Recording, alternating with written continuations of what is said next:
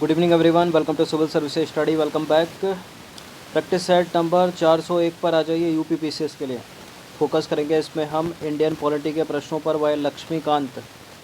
ठीक है, देखिए इससे पहले जो टेस्ट था वो 390 नहीं बल्कि 400 नंबर का टेस्ट था। उससे पहले जो टेस्ट था वो 399 नंबर का। ठीक है, तो बोलने में वो त्रुटि हुई है लास्ट वाले टेस्ट में। तो 400 नंबर का है, ये 401वें नंबर का है। तो चलिए स्टार्ट करते हैं। राज्य के नीति निषेध तत्व तक हो गया था अपना इंडियन पॉलिटी में। अब मौलिक कर्तव्यों से रिलेटेड प्रश्न बनाएंगे। चलिए तो क्वेश्चन नंबर 1 पर आ जाइए। एक आधा प्रश्न राज्य के नीति निषेध तत्वों से बचा है, तो इस पहला प्रश्न का उत्तर दीजिए। तो जरा, संविधान का निम्नलिखित में से कौन सा अनुच्छेद अनुसूचित जातियों, जनजातियों और अन्य दुर्बल वर्गों के लिए शिक्षा की अभिवृद्धि का प्रावधान करता है? 36 से 51 तक हमारे हैं राज्य के नीति निदेशक सिद्धांत या तत्व, यानी डीपीएसपी बोलते हैं इनको इंग्लिश में, directive principle of the state policy. तो इनमें से कौन सा वो अनुच्छेद है जिसमें प्रावधान है अनुसूचित जातियों, जनजातियों और समाज के अन्य दुर्बल वर्गों के लिए शिक्षा की अभिवृद्धि का? अनुच्छेद 46 में। ठीक है, ऑप्शन नंबर ए है इसका आंसर। तो संविधान के अनुच्छेद 46 में प्रावधान है कि अनुसूचित जातियों, जनजातियों और अन्य दुर्बल वर्गों के लिए शिक्षा और अर्थ संबंधी हितों की अभिवृद्धि तथा सामाजिक अन्याय और सभी प्रकार के शोषण से राज्य जो है वो संरक्षा करेगा, उनकी रक्षा करेगा, ये प्रावधान है। क्वेश्चन नंबर 2 पर आ जाइए। मूल कर्तव्यों के संदर्भ में निम्नलिखित कथनों पर विचार करना है। ठीक है, तो मौलिक कर्तव्यों से रिलेटेड क्वेश्चन शुरू हो जाते हैं क्वेश्चन नंबर 2 से। पहला स्टेटमेंट है, इनका वर्णन संविधान के कुल 11 अनुच्छेदों में किया गया है। 42वें संविधान संशोधन अधिनियम 1976 के द्वारा इसे भाजपा सरकार ने संविधान द्वारा जोड़ा गया। ठीक है, इसके कार्यान्वयन के लिए संसद विधि बना सकती है, संसद कानून बना सकती है मूल कर्तव्यों के लिए। देखिए 36 से 51 तक तो हो गए अपने राज्य के नीति निषेध सिद्धांत। अब एक 42वां संविधान संशोधन अधिनियम हुआ था 1976 के द्वारा। सरदार स्वर्ण सिंह समिति ने सिफारिश की थी कि मूल कर्तव्य जोड़े जाएं, तो इस 51 का काम है इनको जोड़ा गया। और ये कितने हैं टोटल? अभी वर्तमान में 11 हैं ये। ठीक है, 51 का खा गा घा णा इस तरह से कर लो, या फिर 51 का ABCDEFGHIJK तक, क्योंकि के 11वां अक्षर होता है ना। ठीक है, लेकिन मूल संविधान में जो थे, ये भी याद रखना, ये 10 थे मूल संविधान में। बाद में एक संशोधन के द्वारा एक और जोड़ा गया तो 11 हो गए। अब टोटल ये 11 मूल कर्तव्य है। तो पहला स्टेटमेंट ये है कि इनका वर्णन संविधान के कुल 11 अनुच्छेदों में किया गया। तो ये तो गलत हो गया पहला स्टेटमेंट, क्योंकि इनका तो 51 का में है ना, एक ही अनुच्छेद, अनुच्छेद 51 इसका क्लॉज का, तो इसी में 1 2 3 4 5 6 कर दिया गया है। तो 11 अनुच्छेद तो है नहीं, अनुच्छेद तो सिंगल ही है 51वां, इसी के अंदर है सारे के सारे। तो पहला स्टेटमेंट जो है वो गलत हो जाता है। और 42वां संविधान संशोधन अधिनियम 1976 के दौरान को जोड़ा गया, इतना करेक्ट है। लेकिन भाजपा की सरकार नहीं थी उस समय, कांग्रेस की सरकार थी, दूसरा वाला भी कट गया। तो दोनों चले गए कि 2-2, पहला गलत हो गया, जहाँ पर 2 है उसको भी एलिमिनेट कर देंगे हम, केवल 3 यहाँ पर सही हो जाएगा, क्योंकि इसके क्रियान्वयन के लिए संसद जो है वो कानून बना सकती है, संसद विधि बना सकती है। यही न्यायालय होता, क्या न्यायालय विधि बना सकता है? नहीं, न्यायालय विधि नहीं बना सकता। तो मूल कर्तव्य के संदर्भ में जो है पहला दूसरा गलत है, क्योंकि इनका वर्णन संविधान के केवल एक अनुच्छेद 51A में किया गया है। ठीक है, ये 51 का इसको कर लो हिंदी में, जिसे 42वें संविधान संशोधन 1976 के द्वारा जो है वो जोड़ा गया है। और समिति कौन सी थी? सरदार स्वर्ण सिंह समिति। अब देखिए 42वें संविधान संशोधन अधिनियम 1976 के द्वारा इनको कांग्रेस सरकार के द्वारा भारत के संविधान में जोड़ा गया, और संसद इसके क्रियान्वयन के लिए जो है कानून बना सकती है, विधि बना सकती है, और इस संबंध में संसद ने कई विधियां बनाई भी हैं। मूल कर्तव्य के संदर्भ में निम्नलिखित में से कौन सा कथन गलत है? देखते हैं, 4 विकल्प आ गए हमारे सामने। तो सरदार स्वर्ण सिंह समिति की सिफारिश पर इन्हें संविधान में जोड़ा गया, ये आपको पता भी होगा, करेक्ट है।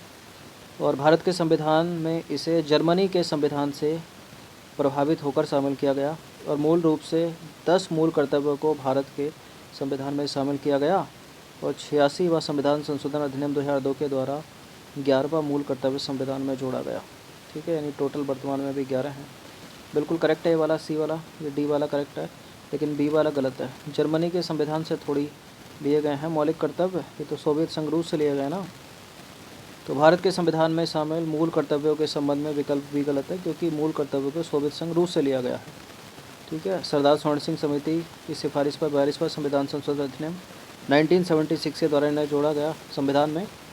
और इस समिति ने जो है, स्वर्ण सिंह समिति ने 8 मूल कर्तव्यों के जोड़े जाने का सुझाव दिया था, किंतु भारत के संविधान में 10 मूल कर्तव्यों को मूल रूप से शामिल किया गया। फिर एक और शामिल किया गया बाद में 11वां, वो था 86वां संविधान संशोधन अधिनियम 2002। इसके द्वारा भारत के संविधान में एक अन्य यानी वो 11वां मूल कर्तव्य जोड़ा गया। और वर्तमान में मूल कर्तव्यों की संख्या कुल कितनी है? 11 है, 11। क्वेश्चन नंबर 4 पर आ जाइए। भारतीय संविधान में वर्णित मूल कर्तव्यों के संदर्भ में निम्नलिखित में से कौन सा सही है? 3 स्टेटमेंट है। ये केवल नागरिकों के लिए हैं, ये मूल अधिकारों के समान गैर न्यायोचित हैं, इनका उपबंध मूल संविधान में कहीं नहीं किया गया था। क्या है उपरोक्त में से कौन सा कथन सही है बताना है मूल कर्तव्यों के संदर्भ में। देखिए, ये केवल नागरिकों के लिए हैं मूल कर्तव्य, ये मूल अधिकारों के समान गैर न्यायोचित हैं। देखिए, पहली बात तो पढ़ते पढ़ते चले जा, ठीक है, पढ़ते पढ़ते मत चले जाना, थोड़ा रुकना भी स्टेटमेंट पर। दूसरा स्टेटमेंट देखिए क्या ब्लंडर मिस्टेक कर रहा है, ये मूल अधिकारों के समान गैर न्यायोचित है। मूल अधिकार तो न्यायोचित हैं, मूल अधिकार वाद योग्य हैं, यहाँ होना चाहिए ये राज्य के नीति निदेशक तत्वों के समान गैर न्यायोचित है। तो गलत है दूसरा वाला स्टेटमेंट, इनका उपबंध मूल संविधान में नहीं किया गया था, ये करेक्ट है पहला वाला। तीसरा वाला स्टेटमेंट, ये केवल नागरिकों के लिए हैं मूल कर्तव्य। ठीक है, तो दूसरा वाला तो हो गया गलत। अब 2 को एलिमिनेट कर दीजिए, कितने कटेंगे? पहला और तीसरा करेक्ट हो जाएगा। तो मूल कर्तव्य के संबंध में कथन 2 गलत है, क्योंकि ये नीति निदेशक तत्वों के समान गैर न्यायोचित है, ना कि मूल अधिकारों के समान। मूल अधिकार तो न्यायोचित है।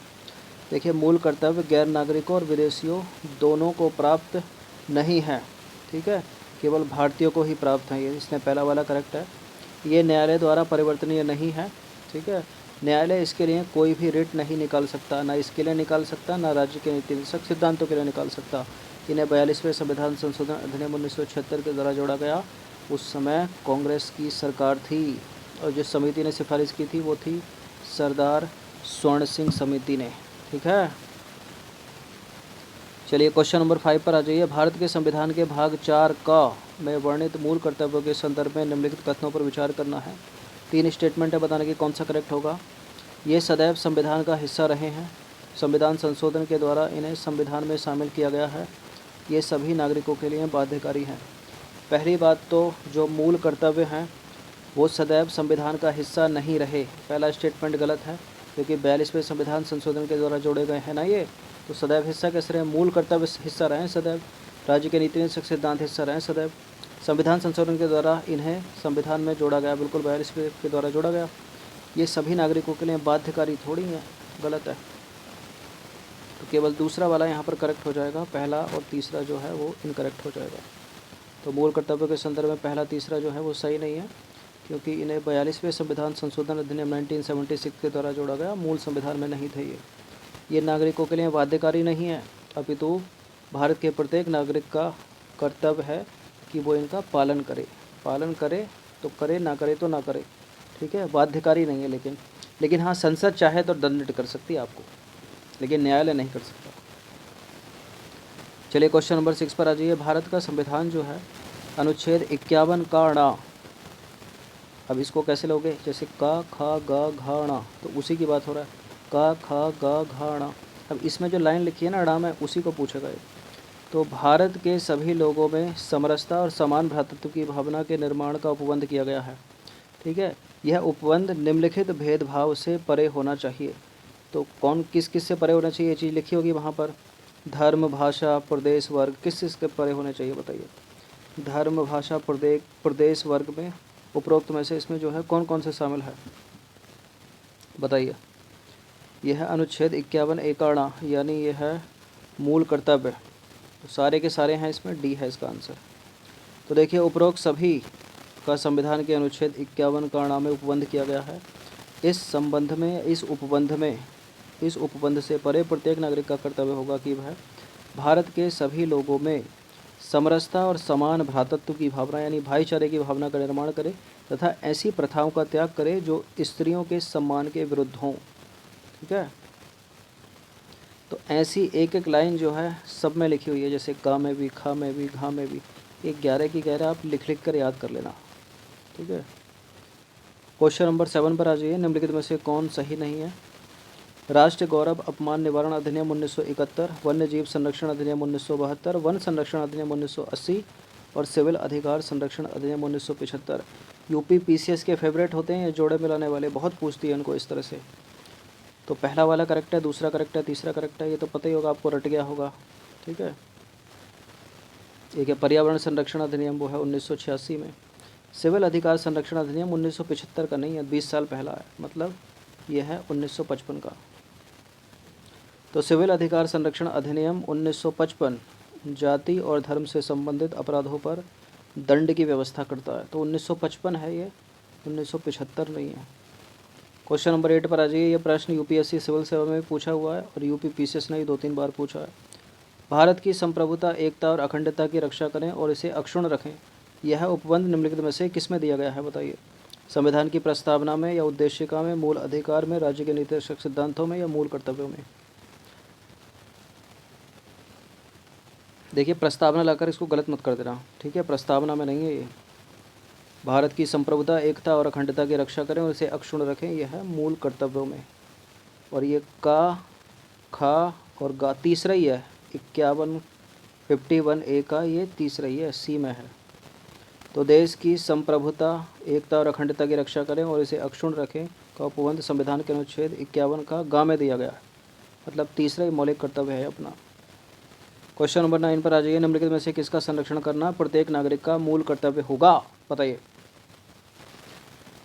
देखिए, मूल कर्तव्य में जो है राष्ट्रगान और राष्ट्रीय ध्वज, इनके आदर की बात की गई है।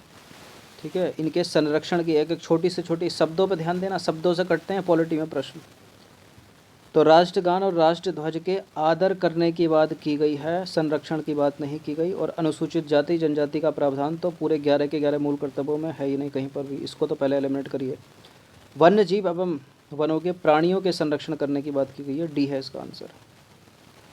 तो उपरोक्त में से जो है केवल विकल्प डी सही है, क्योंकि अनुच्छेद 51 के छा में, यानी का, खा, गा, घा, णा, चा, छा में जो है कहा गया है कि वन, झील, नदी और वन्य जीवों की रक्षा और उनका संवर्धन करना प्रत्येक नागरिक का कर्तव्य होगा। अगर राष्ट्रगान और राष्ट्र ध्वज के बारे में हम बात करें तो देखिए 51 का के पहले में ही, मतलब जो पहला अपना मूल कर्तव्य है उसमें कहा गया है कि ठीक है, राष्ट्रगान और राष्ट्र ध्वज का आदर करें, आदर। ठीक है, संरक्षण या संवर्धन की बात नहीं की गई। ठीक है, ये याद रखना। और अनुसूचित जाति और जनजाति की चर्चा मूल कर्तव्यों के अंतर्गत की नहीं गई कहीं पर भी 11 के 11 में। चलिए क्वेश्चन नंबर 10 पर आ जाइए। पर्यावरण का संरक्षण और संवर्धन के संदर्भ में निम्नलिखित में से कौन सा कथन सही है? देखिए, इसकी चर्चा केवल राज्य के नीति निदेशक सिद्धांतों के अंतर्गत की गई है। किसकी चर्चा? पर्यावरण का संरक्षण करेंगे और संवर्धन करेंगे। इसकी चर्चा केवल मूल कर्तव्यों के अंतर्गत की गई है।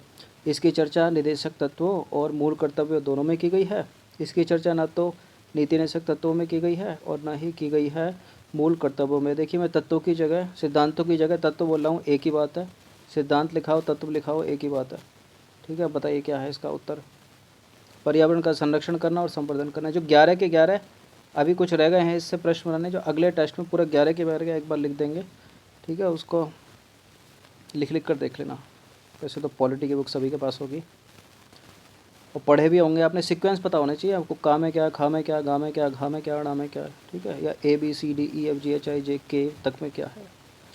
तो पर्यावरण का संरक्षण और संवर्धन करने की बात जो है वो राज्य के नीति निदेशक सिद्धांतों और मूल कर्तव्यों दोनों में की गई है। ठीक है,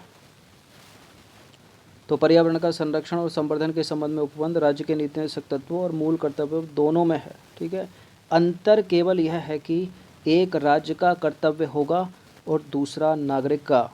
देखिए, नीति निदेशक तत्वों में देखें तो अनुच्छेद 48A में, ठीक है, 48 का में इसकी बात की गई है और मूल कर्तव्यों में देखें तो अनुच्छेद 51A का 6 में पर्यावरण का संरक्षण और संवर्धन के संबंध में जो है प्रावधान किया गया है। अब देखिए एग्जामिनर जो है 36 से 51 तक जो भी प्रावधान है अलग अलग आर्टिकल में, कुछ उनके उठाकर और कुछ 51A से लेकर के तक, मतलब 11 तक, इसके 11 और इसके कितने हो रहे थे 16, इनको मिक्स करके भी वो पूछ लेता है कि बताइए इनमें से कौन सा मूल कर्तव्य है, कौन सा राज्य का नीति निषेध सिद्धांत है।